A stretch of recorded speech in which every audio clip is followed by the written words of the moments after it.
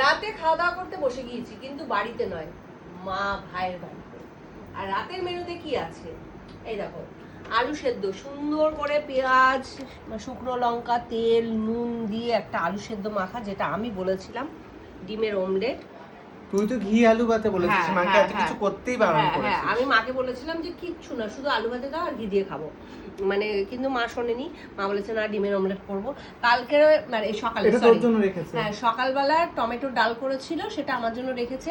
ঢেঁড়স আলুর তরকারি রয়েছে, এটাও আমার জন্য রেখেছে। আর রাত্রে দেখো, যেহেতু টমেটোর ডালটা সবার হবে না, ওর জন্য এখানে ঝাল ডাল করেছে। আর ডিমের অমলেট তো রয়েছেই। আর মার হাতে স্পেশালি ডিমের অমলেটটা দারুণ হয়। এটা আমি এটাই খাচ্ছে 5 স্টার হোটেলের বিরিয়ানি, ওর পছন্দ, এমন ভাবে খাচ্ছে। হ্যাঁ সত্যি তাই, 5 স্টার হোটেলের বিরিয়ানিও ফেল। মায়ের হাতের রান্নার যে স্বাদ, সেটা আমার মনে হয়, আমার বলার কিছু নেই, এটা প্রত্যেক বন্ধুই জানে, সেটা অমৃতের সমান, অমৃত তুল্য। তা চলো কথা বাড়াবো না, মা ওখানে বসে হাতে নিয়ে খাচ্ছে আমাদের সাথে একসাথে। যেহেতু নিচে বসে খেতে পারবে না, তোমরা সকল বন্ধুই জানো মার একটু পায়ের সমস্যা আছে, সেই কারণে মা নিচে বসতে পারে না।